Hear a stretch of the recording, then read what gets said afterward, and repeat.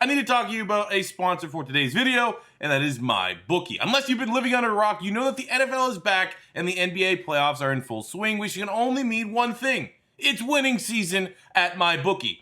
I don't know about you guys, but for me, a game is 10 times more exciting when I'm putting money on it. Sometimes I have a gut feeling about a matchup, or sometimes I'm just betting on my own team because they're my own team. Go Eagles. Regardless, whether you've been betting for years or you're ready to play for the first time, MyBookie is your best bet this season. With the biggest online selection of bets and props, they've made it simple to win and easy to withdraw your cash. Right now, they've got a $100,000 super contest for only a $10 entry fee, and they're giving away $5,000 in cash prizes every 4 weeks. You would be crazy not to invest your sports knowledge and that kind of potential return on your investment. $10 to win thousands? Sign me up. You can too at MyBookie. Just use the promo code C4 to claim your 100% deposit match all the way up to $1,000. That means if you put $100 in, they'll give you another $100, and it's an easy way to jumpstart your bankroll. NFL, NBA, and MLB, they've got it all on tap, and it's never too late to get started on your winning season exclusively at MyBookie. Let's go! Eagles won, baby! Eagles won. I won. Hit big on that Eagles money line. Got over $160 coming my way. Thank you. Pay for half my groceries at this rate, but hey, it's good. First place in the NFC East. I don't care how many yards Dak Prescott's getting. They cannot stop shit on defense, and Philadelphia is first place, even though our defense got cooked in the second half by a third-string quarterback. I think that was a little bit by design. I think Jim Schwartz took the approach of like, let's just make them take as long as possible to get down the field.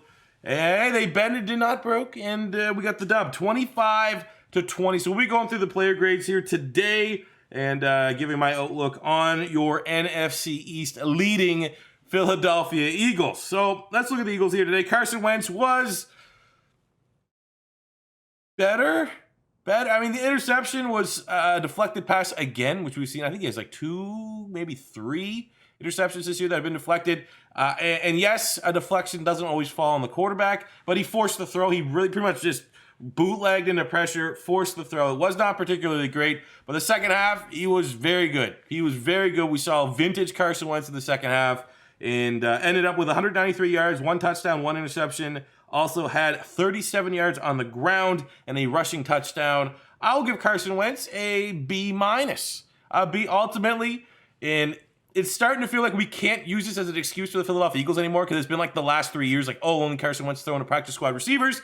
Maybe at a certain point in time, you just had to concede that, like, that's the reality of this team, and it can't really be a negative anymore because it's there all the time. Like, there's never a positive to our goddamn wide receiver group. But Carson Wentz, Travis Fulgham had 57 yards on time. Who? Like, well, I mean, I do know he's at Old Dominion, but yeah, exactly. I will tell you right now, I did not know he was dressed for today's game. We'll put it that way. I knew he was on the team, but I did not know he was dressed for today's game, and he ended up having the biggest play of the season for the Philadelphia Eagles. So yeah, B- for Carson Wentz. Look at Miles Sanders. Didn't really stick with the run too much. He had 46 yards. 3.5 yards per carry, also able to chip in 30 yards in the air. There was a little miscommunication, a little bit of a bad low throw from Carson Wentz, but I ultimately think I would chalk it up to a drop from Miles Sanders, which should have been, 20, 30-yard reception, if not more. So there's some missed plays there. Miles Sanders, I will give him C, a strong C. I mean, I don't think he had any particularly good plays. I know he had like a play where he got stopped short of the first down and was able to kind of spin move into the first down, but with only 13 rushing attempts, he's not going to be able to take over the game or anything like that. It was just an average game by his standards. For our receivers, Travis Fulgham, 57 yards and a touchdown. We had 38 yards. G. Ward, Dick Rod, 3 catches, 35 yards at tight end. Zach Ertz had 4 catches for 9 yards. I'm going to give the receivers just because the guys we had out there, I'll give them like a B+. I mean, Fulham making that play. He's wearing number 13, looked like Nelson Aguilar a little bit. Caught the pass, going to make a big play, bobbled it. But unlike Aguilar, he actually, secured the catch and brought it in for a touchdown. That was huge. So yeah, B+ for them. But I think one of my bigger takeaways from this game is that, it's pretty much unanimous that like George Kittle, Travis Kelce, that's tier 1 for tight ends. And then it's like the third tier of Zach Ertz, Mark Andrews, Darren Waller, like those guys like that. But the gap is kind of sizable. But here you have, for the Philadelphia Eagles, Zach Ertz demanding a raise, demanding a contract extension because this tight end market has been reset. But I think tonight you really saw that gap in like, yeah, Zach Ertz, you're getting paid well because you're not a George Kittle. We saw like literally it felt like out of the 4 catches Ertz had, Zach Ertz, George Kittle, had the exact same like 4 similar routes ran, and Kittle's out here making guys miss, stiff arming, getting big time plays, and Zach Ertz is, 4 catches for 9 yards. So when it comes down to it, it's kind of like how you view, Zach Ertz is like, he's an ultra reliable chain mover. That is very valuable to have. That safety net, a tight end being a safety net for your quarterback is like one of the most important things to have in your offense. But George Kittle's a game changer, and he gets paid game changer money. So I still am in the camp. If you watch the Eagles' realistic rebuild today, you'll see one of my first big moves that I made was getting rid of Zach Ertz. I think if Zach Ertz isn't comfortable playing on that contract, wants to hold out on that stuff, I think it's time to ship him out and roll with Dallas Goedert, roll with Hakeem Butler, I guess now. But it would be nice though to have a way to have Zach Ertz stay on that money. And then have that point in time when it's time to re-sign Dallas Goedert, make that decision what you do with your tight ends. But then you can still have a year or 2 of both of them on the roster. So let's see here. Special teams was okay, acceptable. A couple big punts there from Johnson. As always, reliable special team service. So we'll give them a B. Defensively was, again, it's tough to grade the defense because, essentially Beathard went, 14 of 15 when he came in and made that game way more difficult than what it needed to be to close out for the Philadelphia Eagles. I think that was just Eagles like flipping off, and I don't want that to tarnish what was the best defensive performance we've had on the season. We played pretty well against football team in week 1, but this is definitely an outstanding effort. The Gennard Avery game. Every time that guy was on the field, it looked like he was just making a play. Either applying pressure, getting a sack, leading Mullins into a sack. I think we have kind of fairly criticized what Philadelphia gave up to get Avery from the Cleveland Browns and not seeing any return really to this game. But you're seeing the upside. You're seeing the potential, and I hope that this can kind of be an entryway for him to kind of get more plays with his Eagles defense. Even just having what is the point of Eagles having linebackers on the field anyways? They're liabilities for the most part, so just sub one of them out and have Avery always kind of just, your job is to blitz. That's what you're doing. Because it can't be any worse than what we already have. Ridgeway had a sack. We have Josh Sweat with a sack. Barnett with a half sack. Cravon LeBlanc had the sack fumble.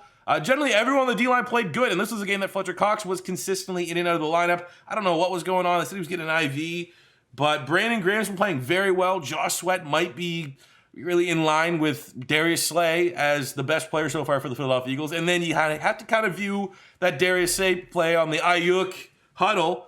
Slay got, probably a bruise, and he just kind of gave up on the play and didn't get, or he tried to do anything to stop Brandon Ayuk. So it is one of those things where, I watch it back and you see it's, when Glitchy is going kind of low. It's not, I don't think it was intentional, but it's still kind of a dirty play. And obviously, it's easy for me to sit back and say, oh, this guy, he's probably fucking feels like his leg's going to get sawed off or something like that. He might not be able to make a play, but there's also definitely a side that, come on. And I think because of that, I might be sliding Josh Sweat as the number 1 player on the Eagles so far this season. Rodney McLeod had an outstanding game. He had an outstanding game when all is said and done. I assume probably some of those assignments on George Kittle might have been his. I can't overanalyze it at this point. But generally speaking, man, it felt like when plays were to be made in the box, when our linebackers weren't failing, it was a lot of Rodney McLeod making plays at the line of scrimmage. So he had an interception for his services. We had an interception for Singleton, a pick 6. That was a horrific pass. Ended up Nick Mullins getting benched. Singleton, CFL MVP coming in. I don't know, man. As long as he's making plays, I say throw Singleton out there over Nate Gary, over the dude we got from the Falcons last year, Duke Riley. I would 100%. TJ Edwards went out, had some sort of injury. I would just be rocking Singleton Edwards as my 2 linebackers, or find a way to have Gavon Wallace play hybrid linebacker or something stupid and get creative like that, because it's literally not getting done. As I want to applaud this defense, and I will give this Philadelphia Eagles defense an A- on the day, the linebackers are absolutely useless. Literally, there was a drive there where the Niners, I think it was their second touchdown, they literally every play was Eagles linebacker missing. You would see oh, here's the first down. And when they would cut, there would be an Eagles linebacker on the ground, an Eagles linebacker missing, and it's someone in the secondary making the tackle. That was 90% of the plays that went the way of the 49ers offense tonight. And there's not much you can do. Voshon Joseph is out there as a free agent. I was a huge fan of him at Florida. He's a cover linebacker. I would say, hey, go look that way because it's not good enough. And teams are going to constantly just pick on that. That's how they're going to target it. And it's not going to really matter how much, you pay Darius Slay to lock down guys on the outside. If teams are just going to attack the middle. Dylan Moses in the draft? I don't know. I don't know how you solve this because Philadelphia has clearly ignored improving that linebacker spot. But I don't know, man. I'd personally be looking out in the street, looking at practice squad and seeing what kind of names we could bring in. Because it's not good enough, man. It's only going to get worse. I'm not expecting it to get better. Unless, like I said, we maybe have an emergence here in Alex Singleton. But then again, how much weight are we really going to put into a absolutely horrific pass? It was right to him. He made the play, but it was right to him. But maybe that's something that momentum can carry his play, elevate his play just a little bit, and get him a chance to, take out for somehow one of Jim Schwartz's guys that have been playing linebacker. Because let's be honest, Hank Harry's a Jim Schwartz guy. Jalen Mills is a Jim Schwartz guy. Marcus Epps, who got put on Brandon Ayuk's highlight reel for the rest of his career, is a Jim Schwartz guy. All these guys that probably shouldn't be playing, but are Jim Schwartz guys. Maybe Alex Singleton making a play like that with that pick six, he could bump some of those guys and get more playing time. But ultimately, Philly is first place in the NFC East. I was able to make it through this video. Thank you very much for watching. I'm very happy. Let me know what you felt about this game. If you didn't like this game, you don't like Philadelphia Eagles football. That's all I could say. Like, subscribe, all that good stuff. I'll see you guys back here tomorrow. Probably with some T-Birds. A very hungover T-Birds episode. So see you later.